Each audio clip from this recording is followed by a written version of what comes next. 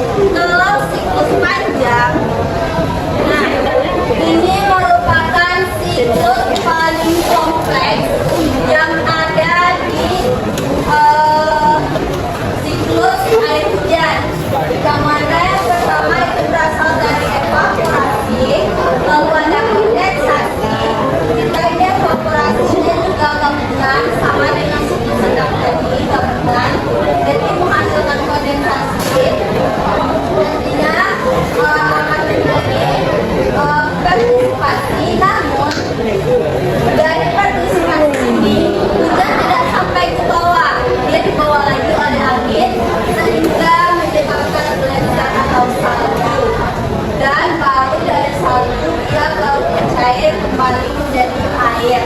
Jadi bedanya dia sudah sampai kepada tahap menjadi salju. Itu kalau siklus panjang. Nah, dari 3 siklus ini ada yang mau ditanyakan? Paham? Oke. Kita lanjut ke perairan darat. Selama ini kita tahu perairan darat-darat kan. Namun di sini ada yang dinamakan perairan darat. Nah, apa sih perairan darat? Perairan darat merupakan perairan yang ada di wilayah daratan. Perairan darat dibedakan menjadi air tanah dan air permukaan. Ini yang dicontohkan air tanah. Contohnya ya air sumur, air yang terdapat di dalam ruang antara butir-butir tanah yang berasal di dalam tanah. Contohnya terbentuknya air tanah ini tadi dari infiltrasi tadi, dari penyerapan air tanah ke dalam. Karena itu adanya air tanah di bawah permukaan tanah. Nah, faktor-faktor yang mempengaruhi daya serap atau infiltrasi tadi yaitu tingkat porositas tanah. Tingkat porositas tanah ini adalah tingkat pori-pori tanah. Kalau tanahnya semakin renggang pori-porinya atau strukturnya, itu nanti akan semakin cepat daerah resapannya. Dan juga ada fenomena lereng. Semakin kering lerengnya, maka akan semakin sedikit air yang diresapnya karena langsung turun ke bawah. Beda dengan yang datar. Kalau yang datar kan airnya mengendap, jadi banyak yang meresap ke bawah. Dan tingkat kelembapan tanah, semakin kering tanah akan semakin mudah meresap air. Nah, selanjutnya nih contohnya dari perairan darat. Ini merupakan lapisan tanah yang ada di bumi ini. Nah, disinilah air tanah tadi. Nah, ketika kita membuat sumur biasa, ada kan yang sumur biasa di rumah sekalian.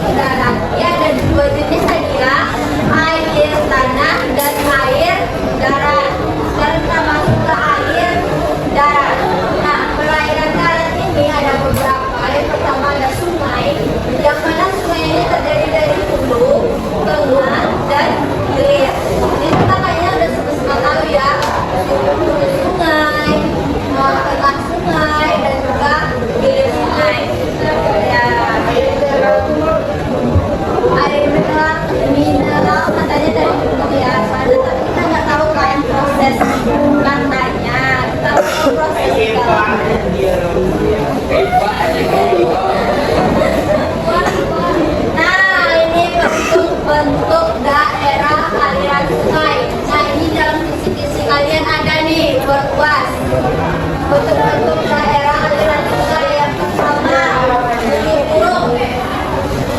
Jalur kanan sungai di kiri kanan sungai utama mengalir menuju sungai utama. Yang menuju semua.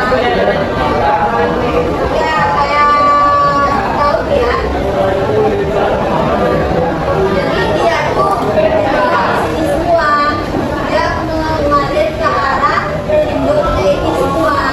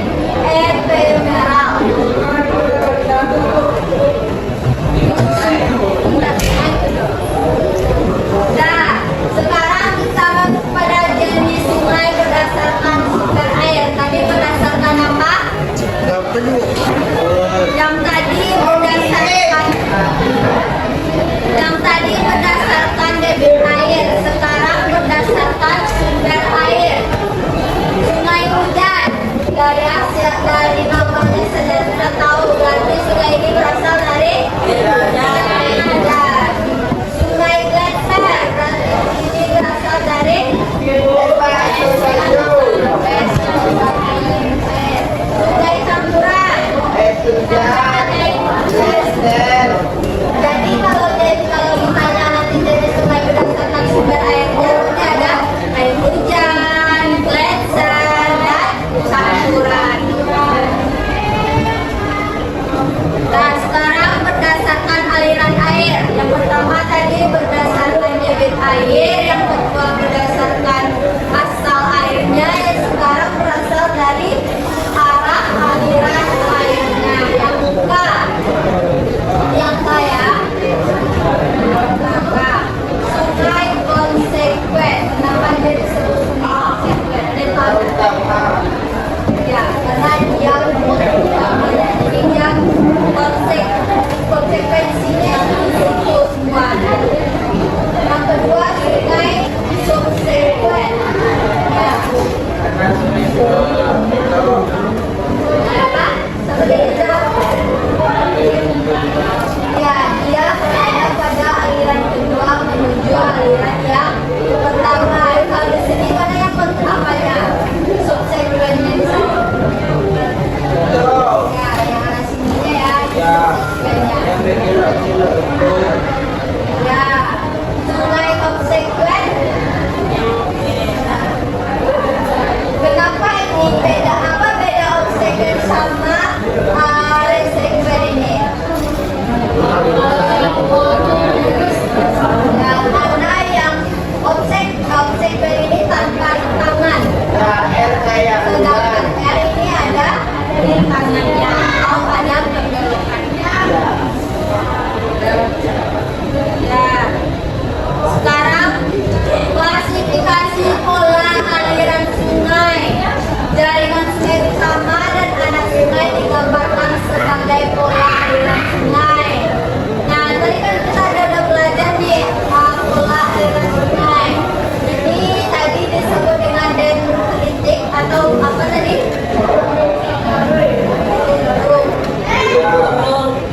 Ini terelis, nah ini baru.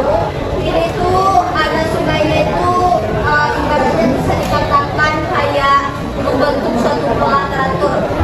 Itu disebut dengan terelis. Nah ini radial, tadi radial yang kayak apa? Dia memusat pada satu titik. Nah, terus yang ini sentripetal. Nah ini juga baru. Yang dua ini baru. Yang ini dia membentuk cekungan. Sungainya membentuk cekungan kayak ini sebuah sungainya. Ya, lingkungan. Jadi kalau rektangular ini lebih ke arah kayak ya. Dia teratur. Kemudian terelis ini kan teratur dari membentuk pola yang teratur. Sedangkan untuk rektangular ini lebih ke arah kotak-kotak. Dia teratur tapi kotak-kotak. Kayak aliran sawah. Itu rektangular. Selanjutnya kita masuk ke manfaat sungai. Nah, mungkin untuk manfaat sungai sendiri ini cuma beberapa yang itu terangkan di sini. Dari kalian semua tahu juga fungsi sungai sangat besar bagi kita. Yang pertama ada penyedia air untuk kehidupan, pembangkit tenaga air, sarana irigasi pertanian, budidaya perikanan air tawar, dan destinasi wisata alam dan sarana olahraga. Contoh nih, sarana olahraga yang memerlukan sungai apa contohnya? Arum jeram. Mandi. Ada apa lain dari mandi ya? Berenang. Lagi. Mancing itu masuk olahraga nggak? Masuk. Itu masuk ke dalam olahraga rekreasi. Hah?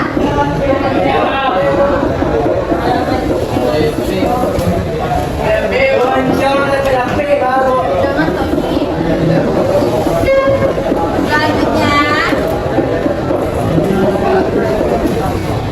kita masuk ke yang kedua adalah dari sungai perairan darat selanjutnya yaitu ada danau.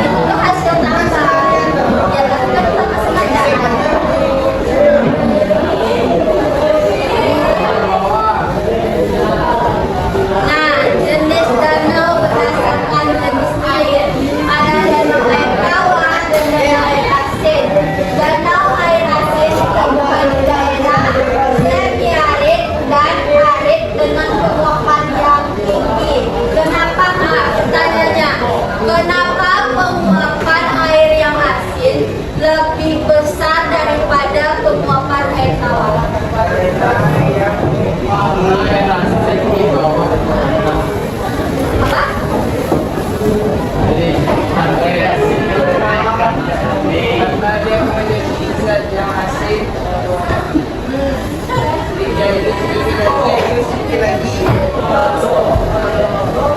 Karena memang zat asinnya itu tadi memiliki tingkat penyerapan yang tinggi, yaitu lebih menyerap matahari atau panas matahari lebih besar daripada air biasa. Dan juga kebanyakan air asin ini dia itu tempatnya tanpa terhalang oleh vegetasi apapun. Nah, contoh danau air tawar ada danau Labuan Singit di Kalimantan Timur. Dan danau air asin ada danau Santoda di Nusa Tenggara Barat. Koni, ya.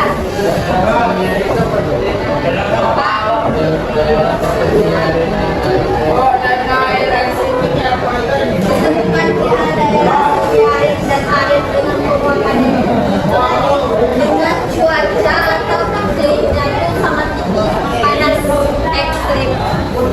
Di NTB itu cuacanya juga lumayan ekstrim, panas ya, suhunya udah tinggi. Nah, ini contoh jenis danau berdasarkan proses terbentuknya. Danau Maninjau berbentuk apa? Tektonik. Tektonik atau tektonik? Tektonik karena danau Melintu dari bentuknya nih. Dari bentuknya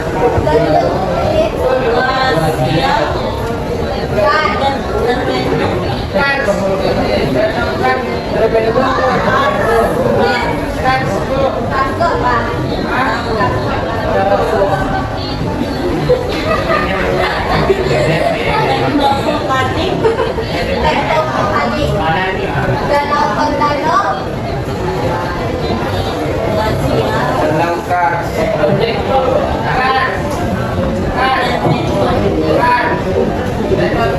Danau Tondano ini terbentuk karena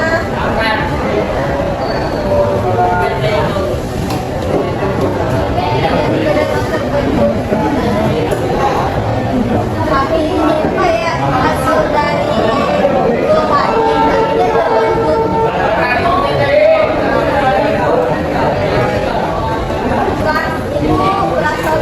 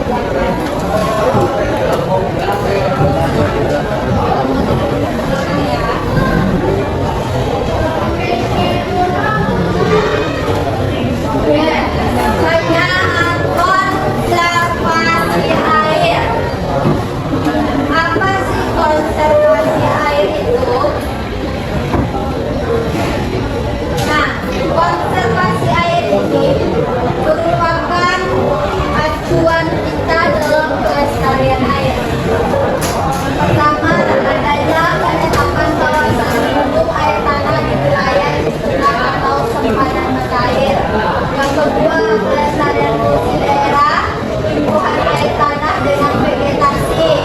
Yang ketiga, pengawetan air tanah dan manajemen lingkungan air tanah. Jadi konservasi air ini merupakan langkah kita dalam menjaga air untuk masa depan. Nah, itu yang satu lagi, kehutanan kembali dan penutupan lahan terbuka agar daerah resapan airnya banyak, dan juga pembuatan saluran air terasering dari sumber resapan agar air itu tidak menjadi bencana tetapi menjadi alat untuk kita hidup. Selanjutnya kita masuk kepada yang terakhir, perairan laut. Yang mana air perairan ini pasti kita terbagi menjadi dua, ada pesisirnya, ada lautnya. Nah, sendiri adalah daratan seperti laut yang terbenam saat air pasang dan kering saat air surut. Nah, laut sendiri merupakan tumbuh air asin yang luas dan saling terhubung antara lautan yang satu dengan lautan lainnya. Nah, ini yang disebut dengan zona tadi yang disampaikan. Di sini ada namanya zona litoral, jaraknya 1 meter dari pesisir pantai. Yang kedua ada zona landing, jaraknya 200 meter dari dasar laut dan pesisir pantai. Zona bagian 1.800 meter dan selebihnya ke depan disebut dengan zona abisan. Nah, ya, teman dari kita tadi kita mau pada untuk laut ya. Kita hitung semuanya. Nah, apa zona litoral adalah zona di antara garis air pasang dan garis pasang surut laut. Nah, sedangkan zona landing, sinar matahari masih dapat menembus ke dalamnya.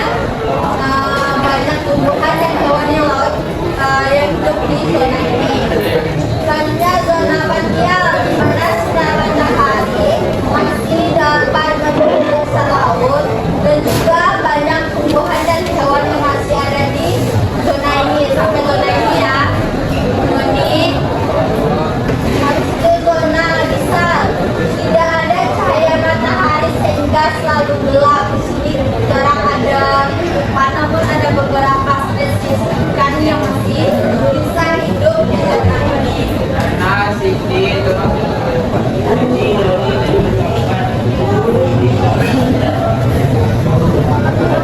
Nah, ini yang harus kalian tahu, morfologi dasar laut. Nah, di sini ada paparan benua. Paparan benua ini atau disebut dengan daratan. Nah, di bawah laut itu juga ada gunung. Ada gunung juga di bawah laut. Jadi morfologi dasar laut itu ini adalah hal-hal yang ada di bawah laut. Gunung juga ada di bawah laut. Ini namanya ini yang ada patahan ini disebut dengan pematang setengah samudra. Itu yang dibela sama Nah, ini palung laut namanya.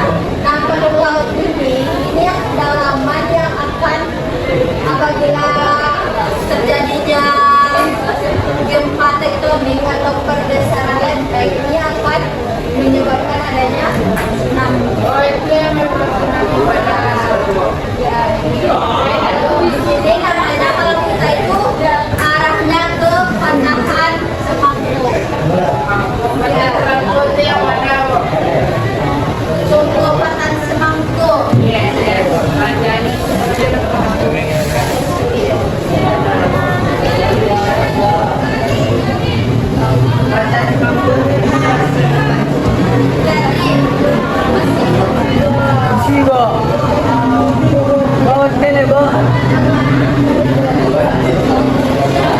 Nah, selanjutnya ini yang terakhir, batas laut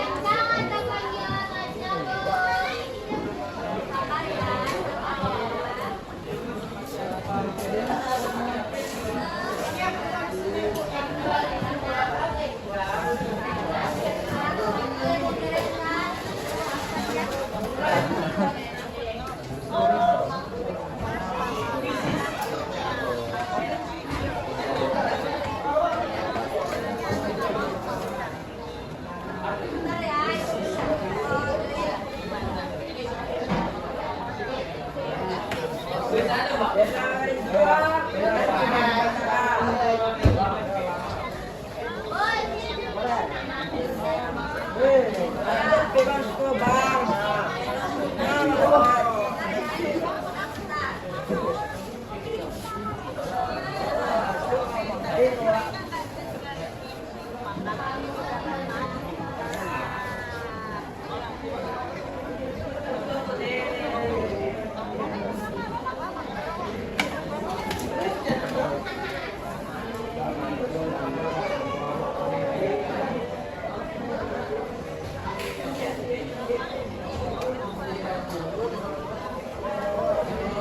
akan dikerjakan memberikan grup.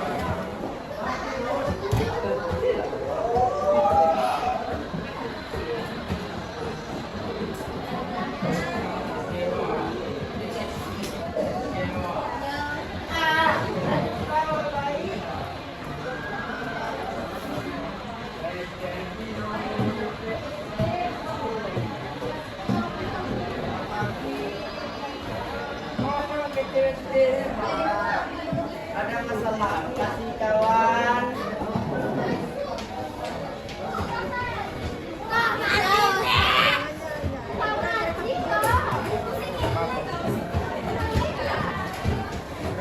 Kasih kawan. Kawan, jemput kau mana? Mana nasi you na?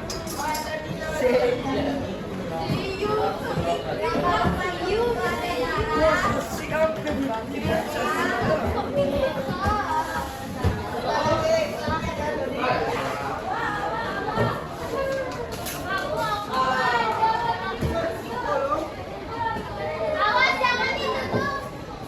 Air panas nggak ya? Air.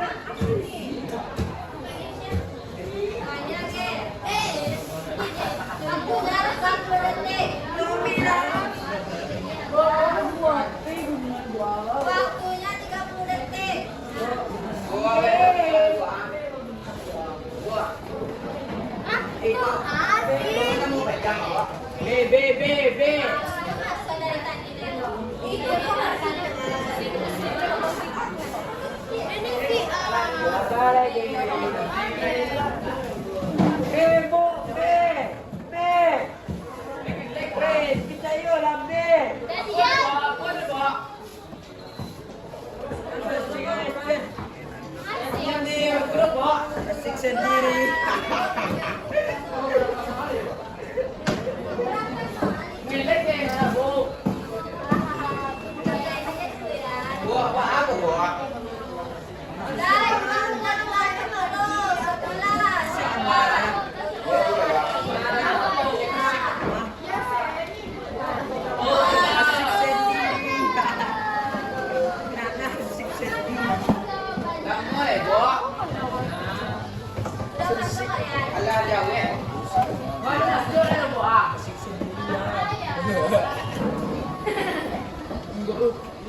Oh, komisi ka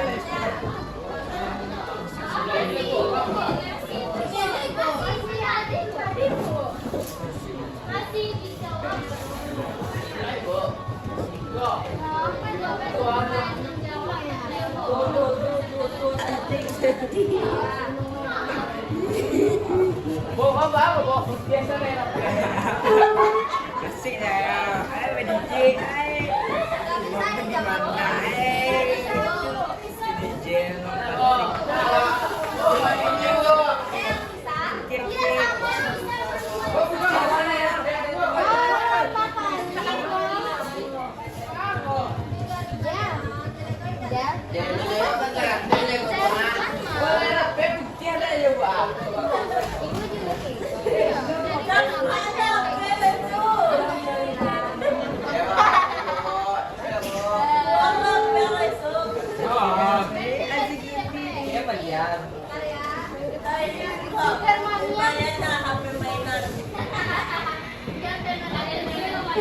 Di mana? DJ.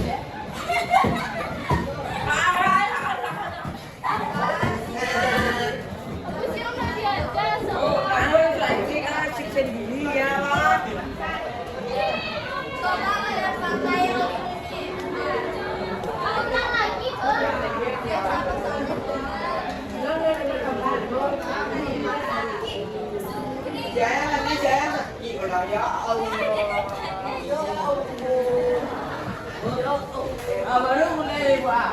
Kamu di mana? Ada siapa? Lagi ulang apa?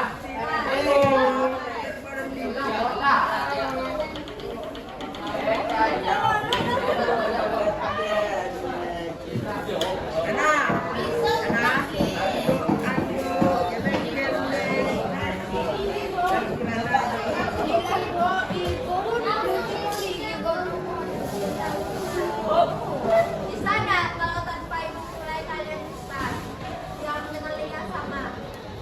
Betul.